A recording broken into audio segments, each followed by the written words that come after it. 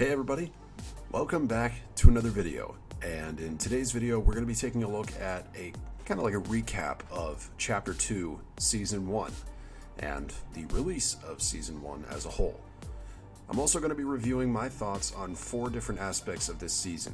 We're going to be looking at playability, cosmetic drops, events, and the Battle Pass.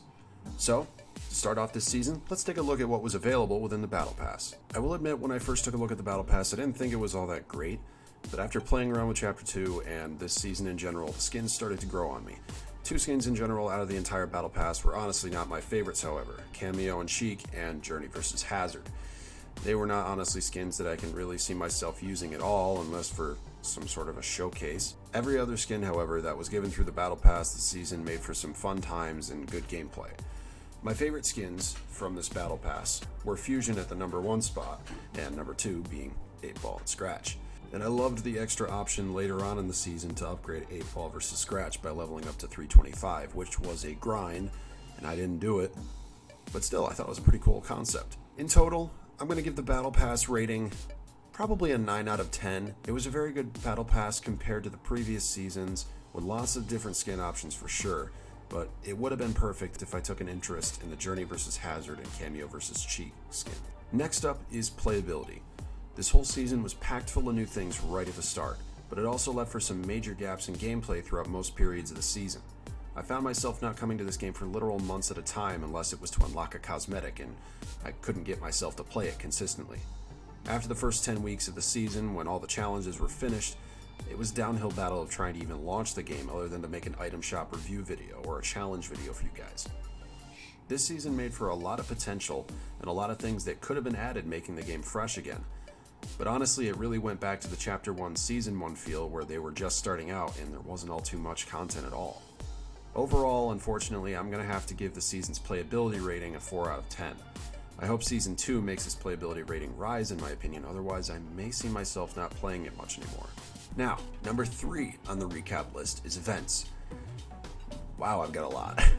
Now, what do I mean by events? I mean a mixture of both promotional, limited time events and one-time live events. The Fortnite Star Wars event dominated the event list this season, with lots of new Star Wars items that I never thought would hit the game. We started off with only one cosmetic, the Imperial Stormtrooper, and people alongside myself thought, wow, this is it? And then a few weeks later, we found a poster hinting at a live experience and a blog post from Epic talking about a live experience. And this ended up happening at Risky Reels. Soon after, the item shop dropped loads of new Star Wars themed items that nobody expected whatsoever, like Finn, Rey, the Sith Trooper, and Kylo Ren and Zori Bliss. These cosmetics were amazing, and they even introduced a new section into the item shop called the Star Wars Shop, which has now started a trend for future item shops, including now, like we have the Love and War tab, completely separate from the actual normal Battle Royale item shop. However, Epic did make the mistake of keeping the Star Wars items way too long in my opinion, and people, alongside myself, quickly became annoyed by seeing Rey, Finn, Kylo Ren, and the Stormtroopers in the shop every day for almost 2 to 3 weeks. And this event also came with the live experience I mentioned before, which, well, it sucked in my opinion. I mean, don't get me wrong, I loved the action sequences with the Millennium Falcon flying away from the TIE fighters and shooting down all the other TIE fighters, and at the end sequence with Palpatine speaking, but my experience with the event was terrible. I loaded into the game almost an hour early, and due to them not updating the pack files in time to load the event, most everybody in the game had crashes and the Epic Game Launcher wouldn't load. So unfortunately, this was the first and only live event that I have missed through the entirety of Fortnite, ever since the rocket launch, which was the first one I didn't see. But I've seen every other live event in between then, and this one I hoped I wasn't going to miss, but I unfortunately did. Other events we were introduced with in this season included the Fortnitemares event, which brought us the Storm King from Save the World into Battle Royale. This was one of the most fun events I played in Fortnite, and I am glad that I was able to help carry some people with getting a victory in it. However, it didn't really last as long as I wish it would have, and it was gone within about a week. Winterfest was also a major one coming in December, thus giving us free rewards from challenges every day, as well as introducing a new present system which gave us free presents every day. And it introduced something we had never seen before called the Winterfest Cabin, where we could go in, select these presents, and just choose which one we wanted. As well as, another thing, we were given 2 free skins for the first ever time in Fortnite, which aren't even that bad of skins if I'm being honest. Woolly Warrior and Lieutenant Evergreen are really good skins. And we eventually had tournaments, which also offered free skins, like the Complex from the Australian Open Smash Cup, and the upcoming Tango outfit from the PlayStation Celebration Cup this weekend. There was also a community-wide event introduced this season which made for some pretty high play times for the game, like the Fortnite Fishing Frenzy, which gave us a chance to fish for high rewards, and we also had the Autumn Queen's Quest, which we almost didn't get in time due to the insane amount of points needed. But I do have to say, overall this season, I had a blast with all the content given to us. Like I mentioned before, in between most of the time, we had a drought of content and it sucked. And I really do hope that the delay of Season 2 means all these things could be happening week after week, giving us lots to do and lots to have fun with. So to conclude with events, I'm going to have to say it's an 8 out of 10 for the events this season. I feel like it would have been higher if the live event worked for Star Wars and they didn't overdo the Star Wars in general, but with every other event, I absolutely loved them in this season. And finally, the last thing that I'm going to cover today for the season, Cosmetic Drops. This season has by far had the most cosmetic drops in any season ever.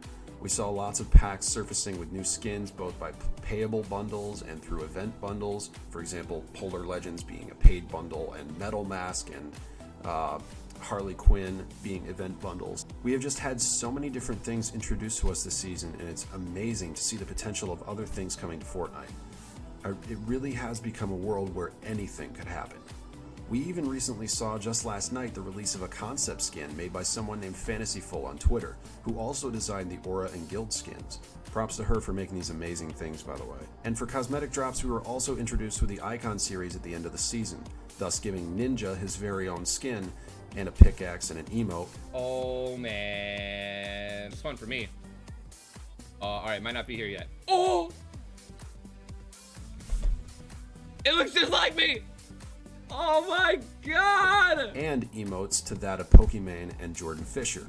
Season 2 should also be releasing more of these Icon series outfits made after the Greg and Loser Fruit, plus many more. Now, with my final rating of this list, I'm actually going to name my top 5 favorite cosmetics of this season.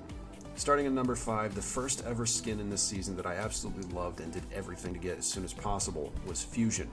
Fusion was the tier 100 Battle Pass skin, and it was amazing because not only was it in the Battle Pass, and it was pretty much free if you bought the Battle Pass, it is. But it had different styles, and it was just overall a really good tier 100 skin. At number 4, my next favorite was Delirium. Delirium was introduced into the item shop around October-ish when Fortnitemares released. I don't expect it to come back until next year, and I haven't got it yet, but it is by far one of the best skins released in this season, if I'm being honest. At number 3, we got Bow Brothers. The long-awaited 4 different character skin with 4 options of different Brothers of Bow was something I wanted so bad when it was first leaked.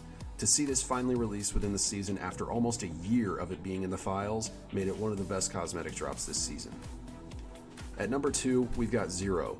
Zero was the embodiment of the 0 point when it was reversed and sucked into the black hole. When Season 1 dropped, this is the first thing I saw when I opened the game, besides the Battle Pass of course, and I immediately felt excitement towards this game. To see something that was once similar to the Cube in a sense, where everybody, including myself, was constantly wondering what was going to come next to the game, to see it come into the game as an outfit really blew my mind. And with that being said, let's take a look at my number 1 favorite skin, which is pretty similar. It was released in Season 1. Wow, how did I mess that up? Caddis, aka the Devourer. This skin was only available during Winterfest in the Polar Legends bundle, which also came with a frozen variant of Nogops and Fish Stick, and Codename Elf too. But ever since I first laid eyes on the giant beast coming out of the water back in Season 9, I just knew that I wanted it as a skin. I mean, I saw Mecha Team Leader come into the shop earlier that day and become a skin, and thought there's no way that they wouldn't make it Devourer a skin, and they did. And with it releasing in this season, it makes it the 100% best drop in my opinion with the entirety of Season 1. So with that being said, the final rating for cosmetic drops this season is a 10 out of 10. This season offered the best selection of cosmetics I have ever seen in honestly any game ever. And with these final tallies, I present to you Chapter 2, Season 1, in my opinion rated as a 7 out of 10. I never do these videos on how I feel about the seasons anymore, and I figured this was a great time to do that considering, well, there's nothing else really to post. So I hope you guys enjoyed my video, and I hope season 2 is fun for you all. This is my supporter creator code on screen if you guys want to support me. #epic sponsor. And I will see you guys in the next video. Peace.